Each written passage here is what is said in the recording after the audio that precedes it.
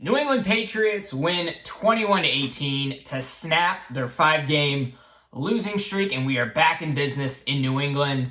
I don't care about the tanking thing. Yes, I care. I want a top 3 pick, but to see them actually come out in prime time and win a football game is nice for a change. It really is. And frankly, a game they should not have won. They won the game for 2 reasons, or 3 reasons, rather. The first reason, Mitch Trubisky, he's just terrible. You saw from the Pittsburgh Steelers fans out there, they are not a fan of Mitch. They wanted Rudolph, the third-string quarterback, back out there. I swear he's been with the team for 25 years. He's still on that roster, on that quarterback depth chart. But Mitch Trubisky, terrible. I thought he was a guy who could, get out of the pocket, throw on the run, do all that fancy stuff that you see from mobile quarterbacks. Not that guy anymore. I don't know what the deal is with him. They also won because of a ridiculous, one of the worst calls I've ever seen, a ridiculous false start call on the long snapper for the Pittsburgh Steelers. Kuntz, I believe his name is. I hope I'm pronouncing that correctly. And then the third reason is Mike Tomlin and his terrible timeout usage. Obviously, Bill Belichick has had Mike Tomlin's number throughout his career. Tomlin did pick up a few victories toward the end of the Brady era, but when it's Belichick and Tomlin, you're going to take Belichick every time. I don't care the record of the team. And the Patriots ended up winning the game. But it really was a tale of 2 halves. Patriots went out, scored 21 points by the midway point in the second quarter. I believe the Vegas over-under just for the Patriots was somewhere around 11 points. They cracked 21 early in the second quarter and then didn't score the rest of the game, of course. And defense played a very solid game. I'm not going to knock them for giving up 18 points when Pittsburgh took advantage of a blocked punt. Again, Patriots special teams not showing up when they need to. Ty Montgomery, I don't know why he's on the team anymore. He's healthy and can't do anything. Not getting any carries with Ramondre Stevenson not playing. Pretty much Zeke played the entire game at halfback. And then the offense just really kind of folded in on themselves for the rest of the game. And you have to look at it and say, this needs to be a valuable lesson for the Patriots, for Bill Belichick, as long as he is head coach here, which I don't know if he's going to be gone. I mean, you win this game, they're probably not going to beat the Chiefs next week, but Denver, I know they're playing better. You could still win that game. They beat Buffalo early in the year, and then they had the Jets coming up. Belichick picks up a few of these games. He's going to be demoted. He won't be GM. But there is an argument to keep him there as the head coach. And they went into this game with a really solid game plan. And basically they said, Ezekiel Elliott, he's our only running back. We don't want to burn him out. We don't want him to get injured in the first half. So you know what? We're going to treat Bailey Zappi like he's Patrick Mahomes. We're going to make him a gunslinger out there. And it ended up paying off. And they did this with 3 wide receivers healthy. They did this with Juju Smith-Schuster, Tyquan Thornton, who wouldn't play for any other NFL team, and Jalen Reagor, who also wouldn't play for any other NFL team. They really took advantage of the tight ends. Mike Gesicki was in there a little bit, but Hunter Henry, probably his best game with the New England Patriots, had 2 touchdowns.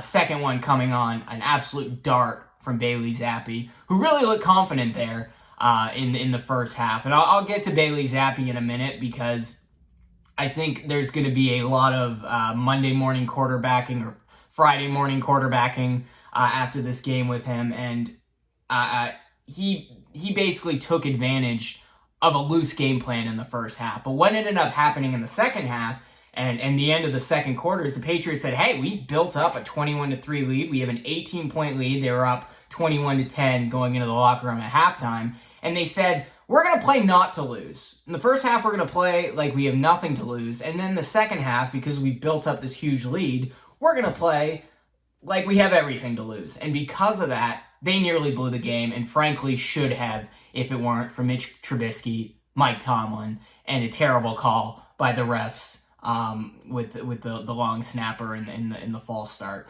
But Patriots, a win is a win. They're still going to have the number 2 pick heading into next week just because of their strength of schedule and where they're positioned. Even if the teams near them lose games, they're still going to have the number 2 pick, so it's not worth freaking out about just yet. But this is a defense that is one of the better Patriots defenses we've seen in the last decade, and they've had some really good ones. And they're doing this without Matthew Judon, and they're doing this without Christian Gonzalez. And yes, J.C. Jackson, probably one of his worst games. I swear he's holding on every play out there.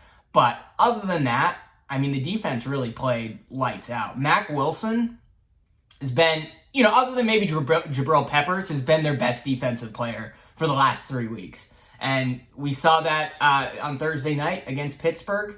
And we're going to see this defense. I hope they try to bring everyone back, maybe with exception to Josh Uche and potentially Kyle Duggar, because I think he's more replaceable than people think as a strong safety.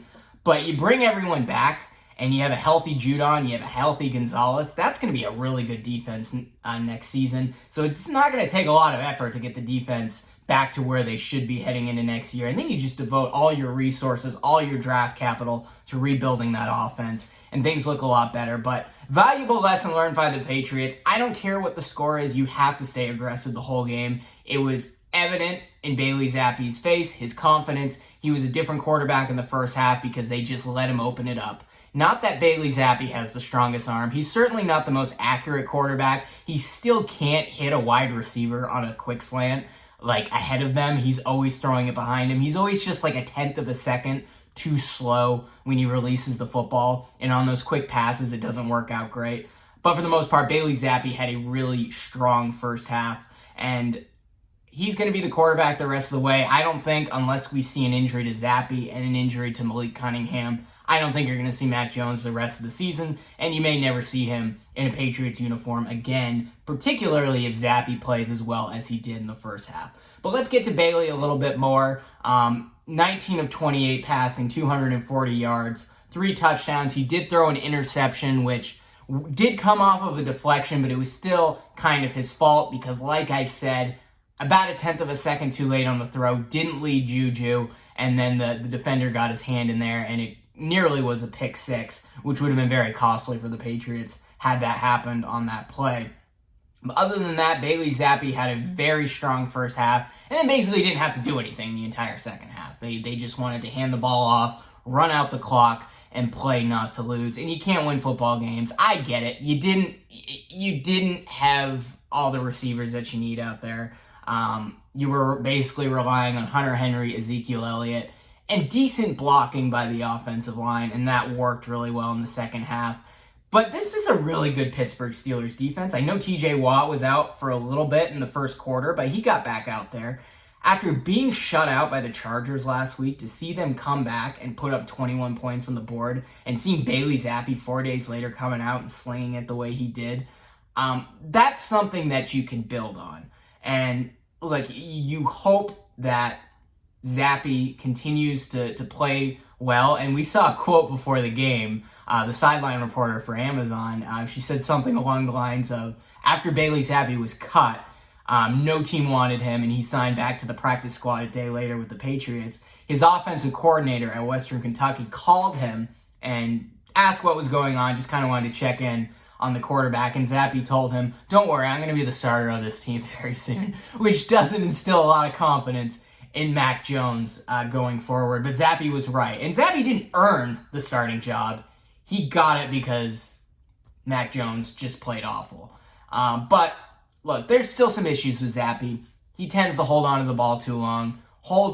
Is a little bit too late in his decision making. And when you're getting pressure, that's what leads to turnovers. He has to get better at that. But his arm strength, much better than Mac Jones. Not elite by any means, but more than competent. And he moved around the pocket pretty well, especially in the first half. He knows when to take sacks. And he also was able to get rid of the football a few times. So, look, Zappe, I know a lot of people are going to sit here and go, all right, well, look, let's draft Marvin Harrison Jr. and let's build around Zappe. Let's reinforce the offensive line, give him some weapons, and see what we can do with him going forward. That is not the solution.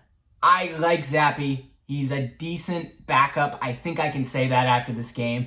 But Zappe's job the rest of the season and tonight is basically to earn the role as an NFL-ready spot starter and second-string quarterback. And I think he can be a pretty decent quarterback that way for the rest of his career. and you put him in a spot start like today, you let him take the first team reps in practice, and he looks decent. He's able to make the right reads. He went through the progression, but you also have to give the offensive line a lot of credit. This was their best game all season long. They did give up 2 sacks, but it wasn't because of the tackles for once.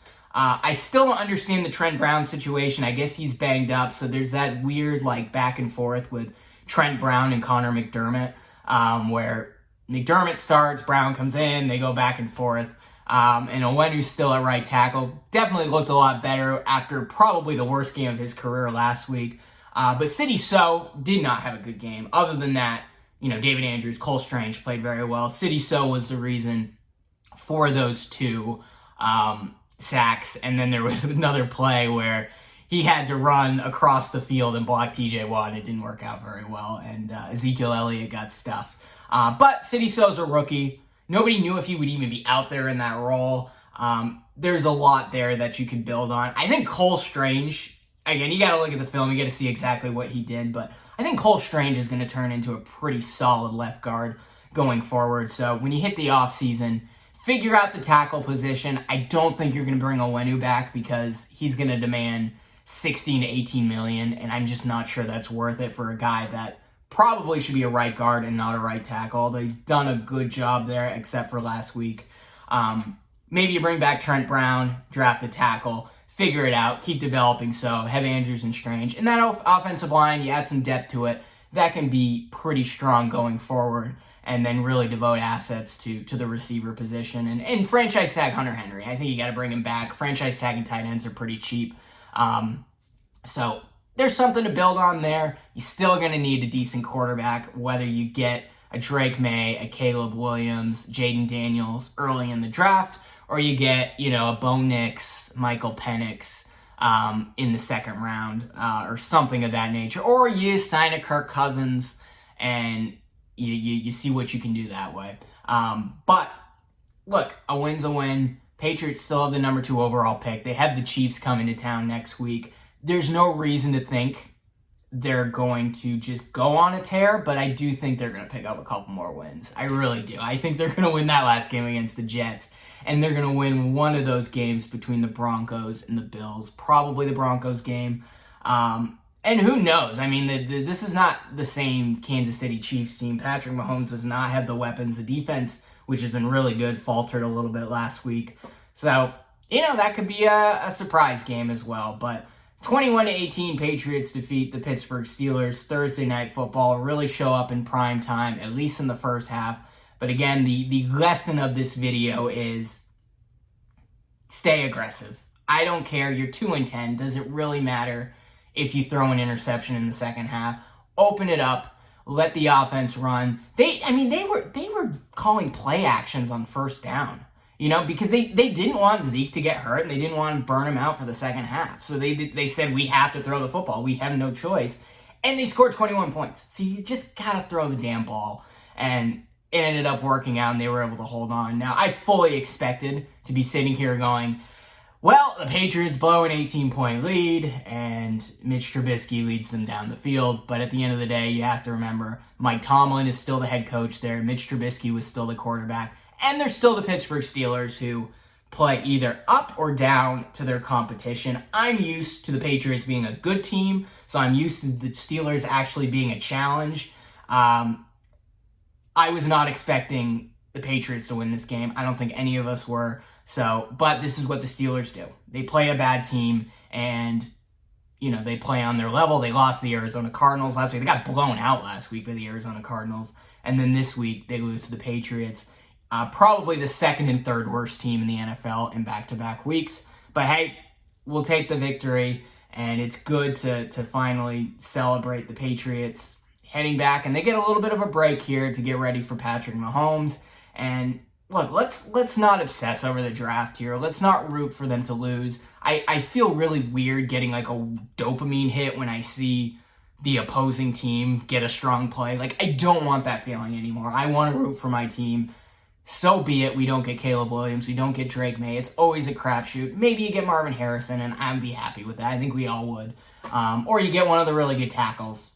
That's probably going to go, 4th, 5th, or 6th in the first round. But 21-18, we'll have a little bit more analysis heading into next week. I will not have a reaction video after the Chiefs game, but we will definitely get back to it again on Christmas Eve against the Denver Broncos. But until then, take care.